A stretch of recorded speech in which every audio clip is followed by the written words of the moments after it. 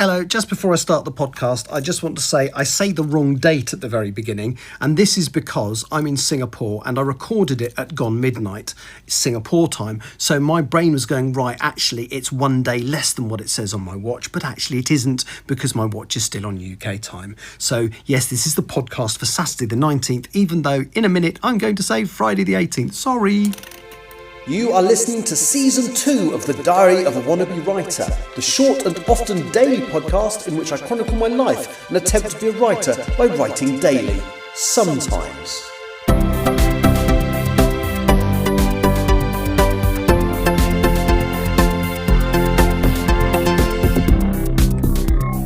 Hello, today is Friday the 18th of April 2025 and you are listening to The Diary of a Wannabe Writer.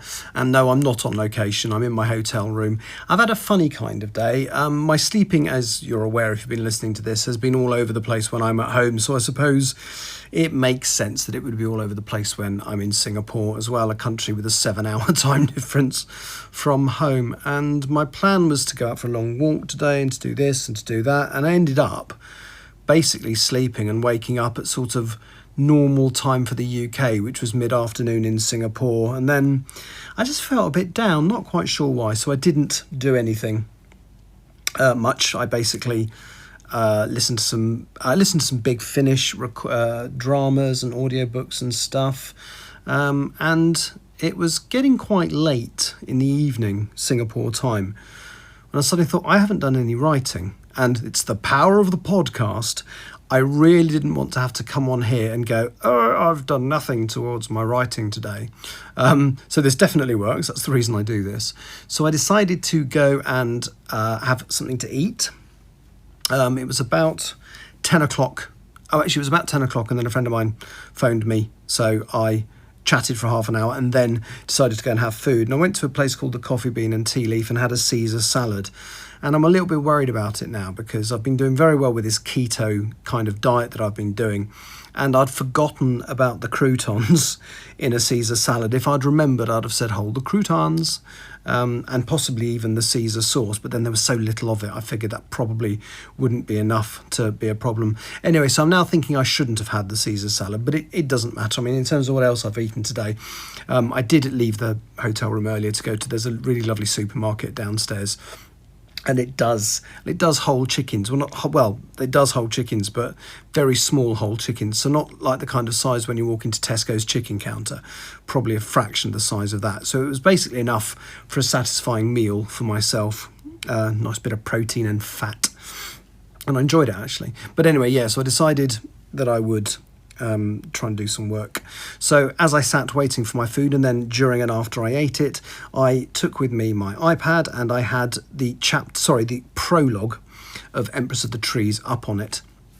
And the first thing I'm going to say to myself, big myself up here, it's a really nice little prologue. It is a proper prologue, so it's set a good time away from the rest of the story. It introduces my main character, introduces her parents, and actually introduces another character that's really, really important, although you don't realise how important she is at the time, and that's Ursula Baker, who is introduced to us initially as a member of the Forest Church that Ronnie's parents are a member of. Now, of course, this is a time before she's called Ronnie, so she's referred to as Veronica in the opening chapter. And actually, I was a little bit worried that I might not have her voice correct because, like I've said before in this podcast, she was the character that came to me in terms of understanding them totally very, very late in the proceedings. You may have heard me talking about maybe giving the character a different name before, that I didn't like Ronnie. I was considering Frankie, for example,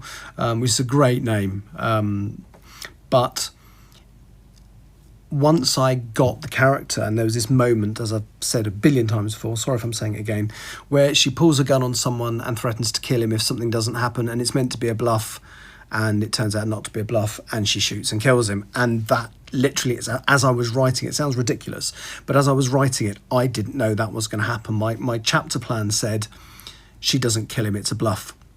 So when she actually shot him, I literally, for some reason, thought, oh no, she's going to shoot him, and typed it, and looked back and went, I know who you are now. And it was a really special moment because I got there. Anyway, so one of the things I've got to look at in particular as I reread and do this second draft of Empress of the Trees is that this character is consistent because I found her so late. And what I've read in the prologue gives me real hope that even though I hadn't sussed her totally, I knew enough about her to write her correctly, because she's this confident, smart little girl. I think she's only 9 in the opening chapter. She's this really confident, smart little girl. She knows what she wants. She knows what she's very forthright. She's the way she talks to people is quite adult, which was all quite deliberate. She's meant to be a little smarty pants. I mean, not on the genius level. We're not talking Sheldon Cooper or Amy Farrah Fowler, but she's meant to be a clever kid. And so I really enjoyed reading this prologue because not only is it nice, it's kind of fun. And there's not a lot of fun in it. Well, there are fun bits in the rest of the book, but there's a lot of dark stuff as well. But yeah, I really felt it worked. I really enjoyed reading it. I made quite a few changes. There was a couple of paragraphs in weird places, and there was one that I took it out and then couldn't work out where to put it, where would be the best place to put it. And I suddenly thought, well, if I've taken it out and can't work out where to put it, maybe I don't need it. So I deleted it, and the little passage worked absolutely fine without it. So yeah, it's gone down by a couple of 100 words. And I'm just, really pleased with it. And the other thing that was nice is, again, now I've written, because when I edited it, I hadn't written the whole story at that point. I still had about 88,000 words it turned out still to write.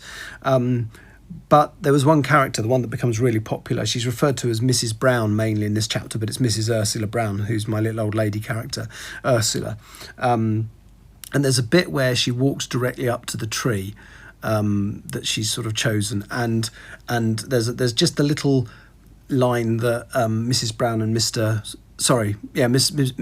Mrs. Baker looked at each other in astonishment. Well, Ursula would have known exactly what was going to happen. There would have been no astonishment. So I decided to take that little line out. I just said Mr. Brown looked astonished, and just had Ursula nodding with a smile. So there's just some lovely little continuity points that just tie things up for later on. I've been able to just change, but the thing I'm taking away from it is it's all right. There's not. As I said, as usual when I do anything, the paper, because what it is, I read it through in the restaurant on the screen on my iPad, and then went back to the hotel, printed it, and then did my second read through off paper. And I'm thrilled with it. I really like it. So that's a good first step, and also genuinely, it is the power of the pod, because I would not have done that if I hadn't been thinking, oh God, I'm going to have to go on the podcast in a minute and say I've done bugger all. So good start. I would say that the prologue of Empress is signed off. I've only got 43 more chapters to read. I'll have it done by next week. Lol. I just said lol out loud. I don't believe it. What is going on with my mind? Yes, I've been texting too much recently. Okay, well, lol notwithstanding, I'll be back at some point tomorrow, hopefully to tell you I've looked at some of Chapter 1. Take care. Thank you for listening. Bye-bye. You have been listening to The Diary of a Wannabe Writer. For more information about what I'm writing, go to linktr.ee/Richard Writes, capital R, capital W, where you can find details of my website and social media. I may see you there.